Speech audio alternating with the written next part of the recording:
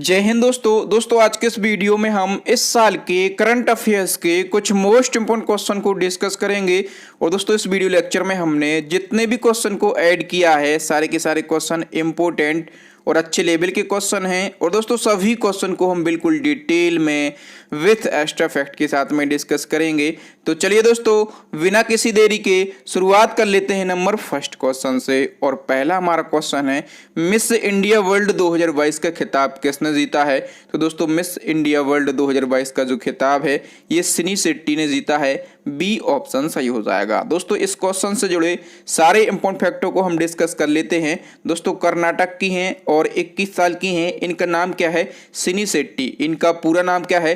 तो सिनी सदानंद शेट्टी इनका पूरा नाम है। और इन्होंने फेमिना मिस इंडिया वर्ल्ड 2022 का खिताब जीता है। ठीक है, इसका आयोजन कहां पर किया गया?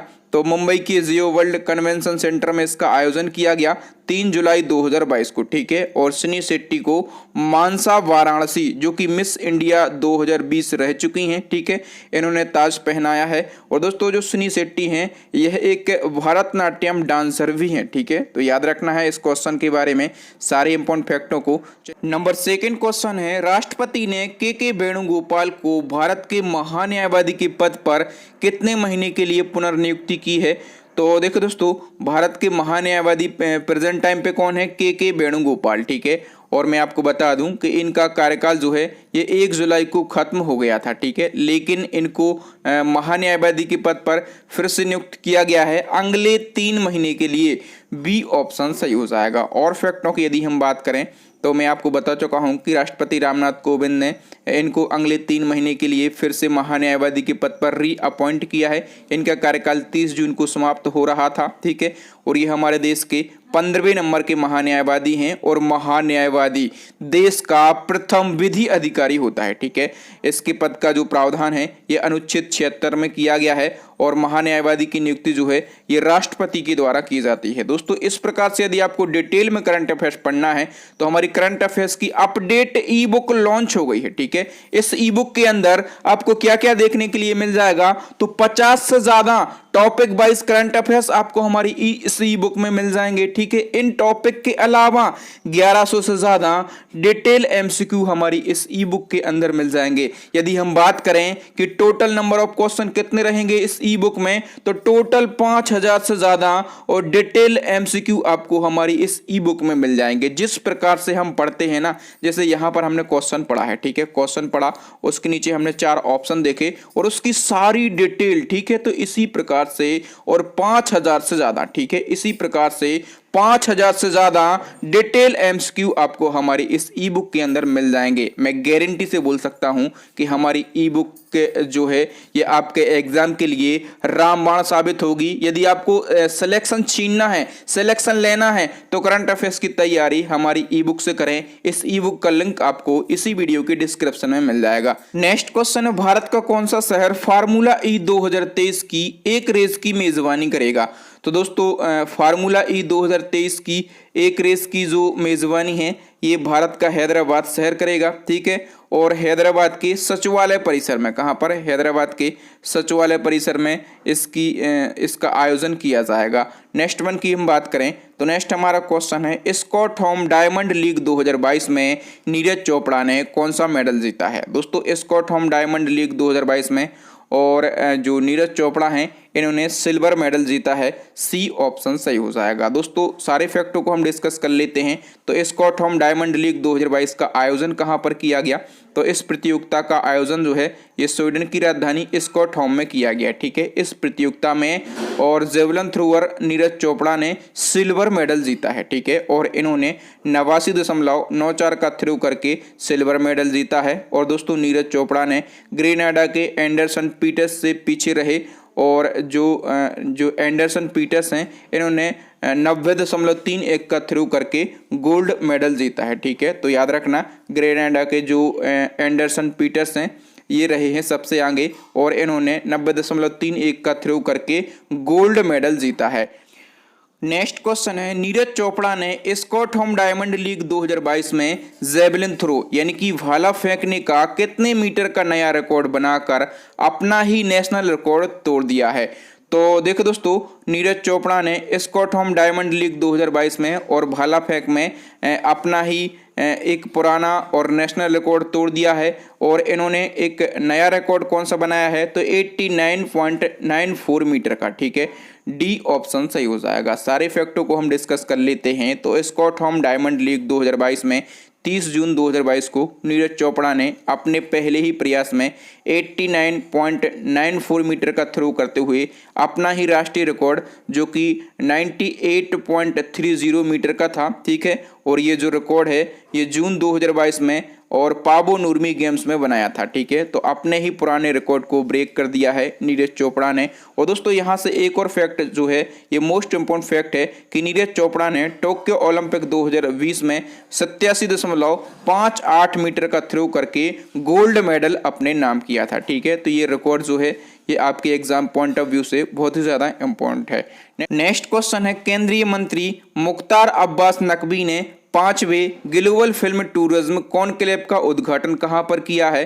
तो दोस्तों जो ग्लोबल फिल्म टूरिज्म कॉन्क्लेव है इसका उद्घाटन जो है ये मुंबई में किया गया। सारे फैक्टों को हम डिस्कस कर लेते हैं। दोस्तों केंद्रीय अल्पसंख्यक मामलों के मंत्री हैं मुख्तार अब्बास नकवी और इन्होंने 1 जुलाई को मुंबई में और 5वें ग्लोबल फिल्म टूरिज्म कॉन्क्लेव का उद्घाटन किया है। ठीक है दोस्तों, PhD chamber of commerce and industry ने सूचना एवं प्रसारण मंत्रालय के साथ में मिलकर इसका आयोजन किया है। ठीक है, अब दोस्तों ग्लोबल फिल्म टूरिज्म कॉन्क्लेव क्या है, तो दोस्तों ये जो है ये फिल्म आयोगों, पर्यटन बोर्डों और प्रोडक्शन हाउसों को अपनी जगहों के प्रमोशन, प्रोत्साहन और सेवाओं को बढ़ावा देने के लिए एक अनूठा मंच प्रदान करता है।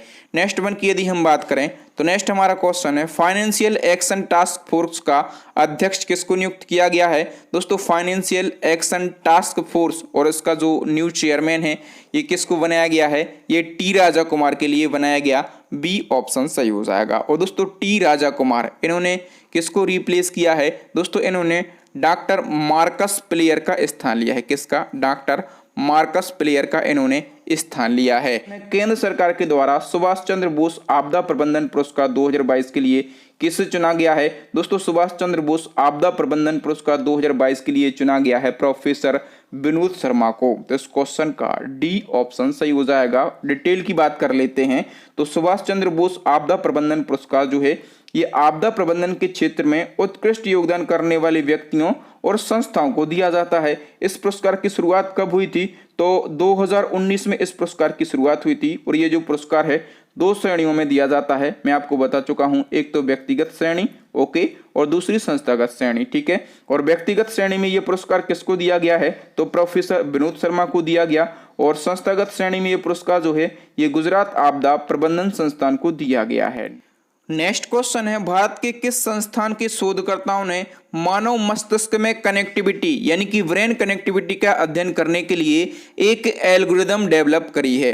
तो दोस्तों आईआईएससी बेंगलुरु के शोधकर्ताओं ने मानव मस्तिष्क में कनेक्टिविटी यानी कि ब्रेन कनेक्टिविटी का अध्ययन करने के लिए एक एल्गोरिदम को डेवलप किया है। फैक्टों की हम बात करें तो आईआईसी बेंगलुरु रिसर्च ने एक नई ग्राफिक प्रोसेसिंग यूनिट जिसको जीपीयू कहा गया, इस पर आधारित मशीन लर्निंग एल्गोरिदम डेवलप की है। और दोस्तों इस एल्गोरिदम का नाम क्या रखा गया है, तो रेगुलराइज्ड एक्सीलरेटेड लीनियर फॉसिकल एवोल्यूशन। ठीक है, इसका नाम रखा गया है। और इसको शॉर्ट में पता है क्या कहा जाएगा, इसको शॉर्ट में लाइफ कहा जाएगा। ठीक है, तो ये भी आपको याद रखना है। नेक्स्ट क्वेश्चन है, किस राज्य की विधानसभा ने अग्निपथ योजना के विरोध में प्रस्ताव पारित किया है। दोस्तों अग्निपथ योजना ये काफी चर्चाओं में है और इसके विरोध में पंजाब राज्य की विधानसभा ने एक प्रस्ताव पारित किया है। डिटेल की बात कर लेते हैं तो पंजाब विधानसभा ने 30 जून 2022 को केंद्र सरकार की अग्निपथ रक्षा भर्ती योजना के खिलाफ में एक प्रस्ताव पारित किया और पंजाब के सीएम भगवंत मान ने सदन में ये प्रस्ताव पेश किया है। ठीक है, भगवंत मान ने कहा है कि ये जो योजना है ये देश के युवाओं के खिलाफ है। ठीक है, अग्निपथ योजना के बारे में तो सभी लोग जानते होंगे कि तीनों सेनाओं में सैनिक स्तर की भर्ती के लिए केंद्र सरकार ने इस योजना को लागू किया है। इसके तहत में सेना में नौकरी सिर्फ 4 साल की होगी। ठीक है, और इन सैनिकों को क्या कहा जाएगा, अग्निवीर इनको कहा जाएगा। 4 साल की नौकरी खत्म होने के बाद में क्या होगा, तो 4 साल की नौकरी के बाद में जो 25% युवा हैं ठीक है। जो 25% अग्निवीर रहेंगे इनकी जो नौकरी है ये 15 साल के लिए बढ़ा दी जाएगी, ठीक है। बाकी को क्या कर दिया जाएगा, रिटायर्ड कर दिया जाएगा, ठीक है। क्योंकि पंजाब राज्य ने इसके खिलाफ में प्रस्ताव पारित किया है। तो पंजाब की जो राजधानी है चंडीगढ़ है, सीएम है भगवंत मान और यहाँ के गवर्नर हैं बनवारी लाल पुरोहित। नेक्स्ट वन की हम बात करें तो यून मॉर्गन ने अंतर्राष्ट्रीय क्रिकेट से संन्यास लेने की घोषणा कर दी है। ये किस देश के खिलाड़ी हैं दोस्तों, यून मॉर्गन। ये जो हैं ये इंग्लैंड के पूर्व कप्तान हैं। कहाँ के, ये इंग्लैंड के पूर्व कप्तान हैं और जून 2022 को अंतर्राष्ट्रीय क्रिकेट से इन्होंने संन्यास लेने की घोषणा कर दी है। नेक्स्ट हमारा क्वेश्चन है अंतर्राष्ट्रीय डॉक्टर दिवस कब मनाया जाता है। दोस्तों अंतर्राष्ट्रीय डॉक्टर्स डे जो है ये 1 जुलाई को मनाया जाता है। ए ऑप्शन सही हो जाएगा। फैक्टों को हम डिस्कस कर लेते हैं। ये जो दिवस है ये पश्चिम बंगाल के दूसरे chief minister doctor Bidhan Chandra राय के जन्म दिवस के उपलक्ष्य पर मनाया जाता है, ठीक है। इनका जन्म कब हुआ था तो 1 जुलाई 1882 को इनका जन्म हुआ था बिहार में। और इनकी मृत्यु कब हुई थी तो मृत्यु भी 1 जुलाई को हुई थी, ठीक है। कब हुई थी तो 1 जुलाई 1962 को इनकी मृत्यु हुई थी, ठीक है। और इनको जो है 1961 में भारत रत्न दिया गया था। और भारत में नेशनल डॉक्टर्स डे की शुरुआत कब करी गई थी तो सन 1991 से इसकी शुरुआत करी गई थी, ठीक है। और 2022 में यदि इसकी थीम पूछी जाए तो family doctor on the front line जो है ये 2022 में नेशनल डॉक्टर्स डे की थीम रही है, ठीक है। थीम आपको जरूर याद रखना है। नेक्स्ट वन की हम बात करें तो कॉमनवेल्थ के 2 नए सदस्य देश कौन बने हैं। मोस्ट इंपोर्टेंट क्वेश्चन है दोस्तों। कोई भी ऑर्गेनाइजेशन हो यदि उसमें कोई मेंबर कंट्री ऐड होती हैं या फिर बाहर होती हैं तो वो क्वेश्चन जरूर पूछा जाता है। तो कॉमनवेल्थ में 2 नए सदस्य देश बन गए हैं और इस संगठन के सदस्य देशों की संख्या अब कितनी हो गई है 56 हो गई है, ठीक है। पहले इसकी संख्या कितनी होगी 54 होगी। तो 2 इसमें नए सदस्य देश बन गए हैं। 2 नए सदस्य देश कौन कौन से बन गए हैं, एक तो टोगो है और दूसरा है गैबोन।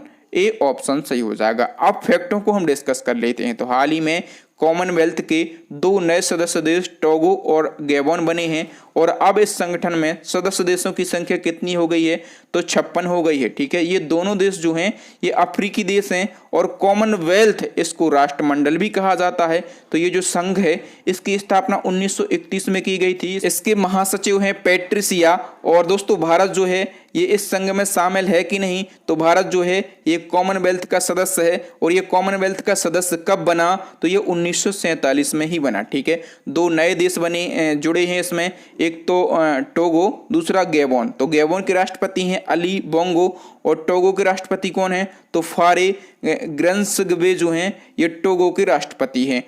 नेक्स्ट क्वेश्चन है रिलायंस जियो के नए चेयरमैन कौन बने हैं। तो दोस्तों मुकेश अंबानी ने रिलायंस जियो के बोर्ड से इस्तीफा दे दिया है और कंपनी की बागडोर जो है ये अपने बेटे आकाश अंबानी को सौंप दी है, ठीक है।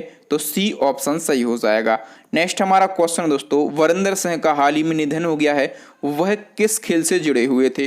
दोस्तों वीरेंद्र सिंह जो हैं ये प्रसिद्ध हॉकी प्लेयर थे। डी ऑप्शन सही हो जाएगा, ठीक है। और हाल ही में जून 2022 में वीरेंद्र सिंह का और 75 वर्ष की आयु में निधन हो गया। दोस्तों वीरेंद्र सिंह जो हैं ये 1975 में कुआलालंपुर में पुरुष हॉकी विश्व कप में स्वर्ण पदक जीतने वाली भारतीय टीम का हिस्सा थे, ठीक है, याद रखना।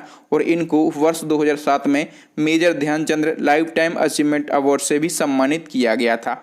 नेक्स्ट क्वेश्चन है अमेरिका के सुप्रीम कोर्ट ने गर्भपात को लेकर कौन सा फैसला दिया है जिससे वहां की जनता ने भारी प्रदर्शन शुरू कर दिया, ठीक है। यह भी काफी चर्चाओं में रहा है विषय। तो अमेरिका का जो सुप्रीम कोर्ट है इसने गर्भपात का जो संवैधानिक अधिकार है इसको कर दिया है खत्म। तो यहाँ की जनता ने प्रदर्शन करना शुरू कर दिया है। नेक्स्ट क्वेश्चन है 17वीं सिंगापुर नेशनल स्विमिंग चैंपियनशिप 2022 में भारत ने कितने गोल्ड मेडल जीते हैं। सबसे पहले आपको याद रखना है कि ये जो प्रतियोगिता है इसका आयोजन कहाँ पर किया गया तो इसका आयोजन सिंगापुर में ही किया गया है, ठीक है।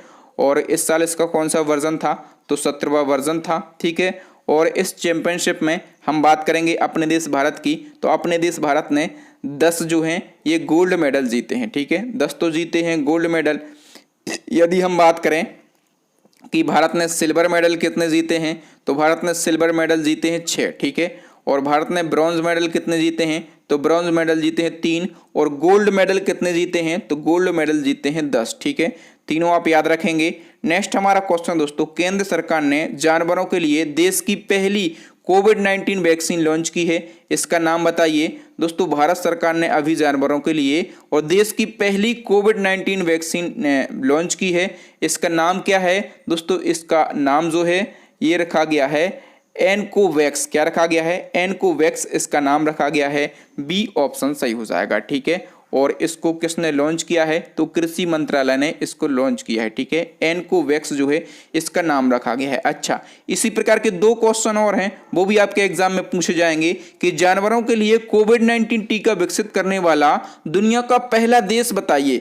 तो दोस्तों जानवरों के लिए और कोविड-19 टीका डेवलप करने वाला दुनिया का पहला देश जो है ये कौन सा है, रसिया है। ठीक है, इसी क्रम में एक और क्वेश्चन पूछा जाएगा कि जानवरों के लिए किस नाम से कोरोना वायरस का पहला टीका विकसित किया गया। तो दोस्तों जानवरों के लिए और कार्निवैक कोव नाम से, किस नाम से, कार्निवैक कोव नाम से कोरोना वायरस का पहला टीका डेवलप किया गया। और ये किस देश ने डेवलप किया, तो मैं अभी आपको बता चुका हूं कि रसिया देश ने इसको डेवलप किया है। ठीक है, नेक्स्ट क्वेश्चन है, हाल ही में महाराष्ट्र सरकार के द्वारा औरंगाबाद का नाम बदलकर क्या रखा गया है। दोस्तों औरंगाबाद का नाम जो है ये महाराष्ट्र सरकार ने बदल दिया है और संभाजी नगर इसका नाम रखा गया है। ठीक है, और फैक्टों को हम डिस्कस कर लेते हैं। तो महाराष्ट्र की सरकार के द्वारा औरंगाबाद का नाम बदला गया और इसका नाम जो है ये संभाजी नगर किया गया। और जो उस्मानाबाद ठीक है शहर है इसका नाम भी बदला गया और इसका नाम जो है ये धाराशिव कर दिया गया है। ठीक है, और साथ में नवी मुंबई अंतर्राष्ट्रीय हवाई अड्डा जो है इसका भी नाम बदलने को मंजूरी दी गई है और इसका नाम जो है ये दिवंगत वी.डी. पाटिल अंतर्राष्ट्रीय हवाई अड्डा करने के लिए मंजूरी दी गई है। ठीक है, तो 3 नाम बदले गए हैं, ये तीनों आपको याद रखना है।